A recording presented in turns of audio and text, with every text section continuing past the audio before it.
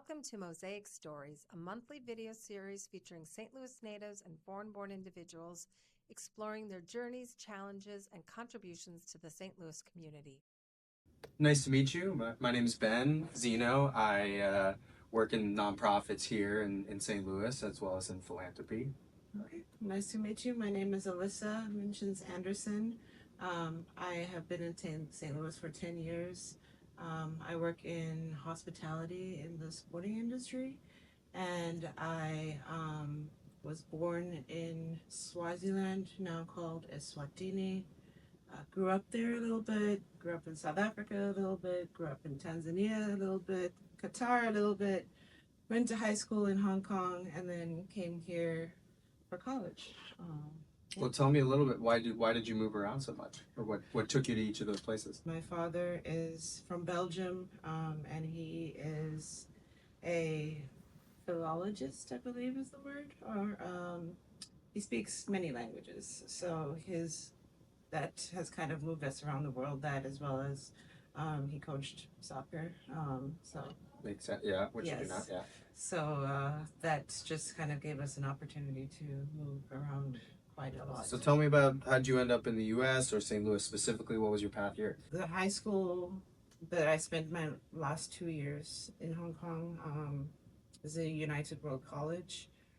There's, I want to say maybe 20 around the world now. There's one in New Mexico, there's one in Canada. But it's focused on the International Baccalaureate program, so IB. Yeah.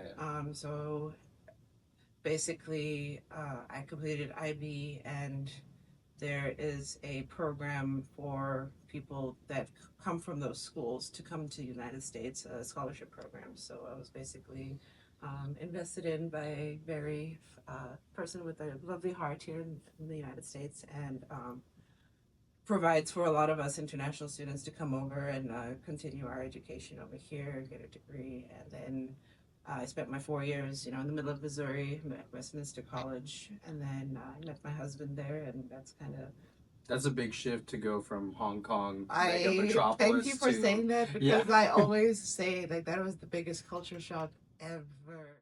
I'm also a transplant to St. Louis, not from Hong Kong, but from Seattle. Yeah. Still a lot of culture shock, though, more than many would think.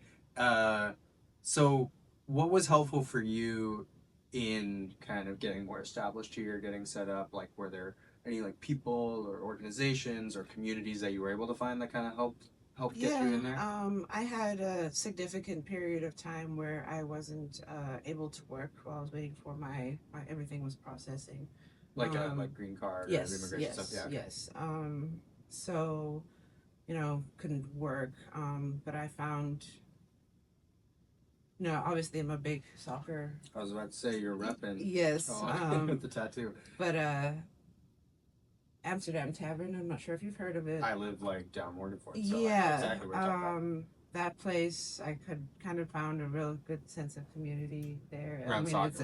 It's a bar, sure, but there was a lot of like-minded people. It was very, people from everywhere came to watch their countries play. I was about to say also it's not Euros. Everyone's getting up at 7 a.m. sometimes to watch their Premier But that's League team. the passion that I share. So those are kind of my people. I haven't done it as much since having my kid and working as much as I do now, but I kind of really found community there, and I was able to not go as crazy as I feel like I could have if I had just stayed home. And then also, I also volunteered at 10th Life Cats, cool. cat rescue, when I lived on Cherokee Street. I love animals. I had my own cat, and that was also just gave me a sense of purpose. So that was I would say. I would say mostly keeping, and then just events like the Festival of Nations is my favorite thing every year, just because what's more beautiful than culture, in my opinion. So everyone just coming together to celebrate, it just kind of can be positive, if that makes sense. Yeah, so it sounds like soccer was huge, Yeah. and then kind of some of the nonprofit ecosystem, both the immigrant focus and celebration of culture, but also just a place to go volunteer and hang out with some cats also sounds pretty nice. Yeah. And so the soccer is obviously related to what you do for work now. So do you want to talk a little bit about what you do and how you ended up in that job? Yeah. I work as a manager of guest services for St. Louis City SC. So I oversee all of the ushers that work at the stadium. I oversee the tour program. As it's in its infancy kind of right now, but basically training all the tour guides, giving people tours of our beautiful stadium. It's a great new stadium. Yeah. So, yeah. And then I have a heavy kind of hand in the accessibility efforts over there.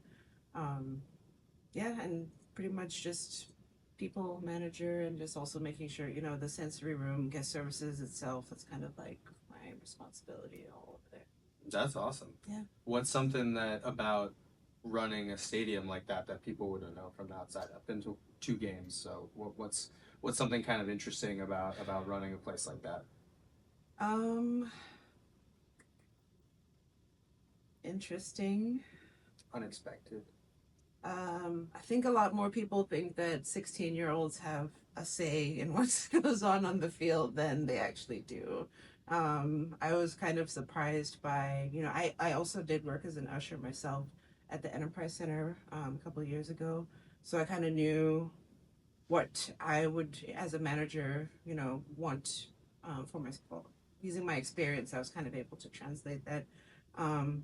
But fans are angry, they get really angry at 16-year-old kids and stuff. And that was really unexpected for me. I do a lot of people management, just trying to make sure that I am very passionate about my team. I want everyone to feel comfortable. I'd hate for someone to leave because they were accosted or whatever. So that's kind of what my focus is making sure my team is happy, feels like a part of the fabric. It's very easy to walk past a person and just think, they're just there. But like, I want everyone to feel like an essential part of the team. Are there any, you said you go back to back home, including recently. Are there any lessons that from living here or Fulton, wherever, just here, the U.S., Missouri, that you kind of wish you could take back there? And then I'm curious also for the other way around, if there's things from home that you wish we had a little bit more of here. Community, that's a big deal back home. When people like to say it takes a village, and it's like, no, like really, it is. That's how it is over there. You take care of each other. You can just walk into your neighbor's house. Like it's just so communal. Whereas here, I feel like there's a very every man for himself mindset, and that cannot help in trying to drive forward the entire region or area, because if everyone's in it for themselves, again, it goes back to like you need to be talking to each other and discussing how you're moving forward together, because the blips of progress here and there are that's not going to do any great for the community. So that's a big one. I think if I could bring how people view each other there over here, I think that would be leaps and bounds better. For more Mosaic Stories, and if you'd like to be part of it, visit stlmosaicproject.org.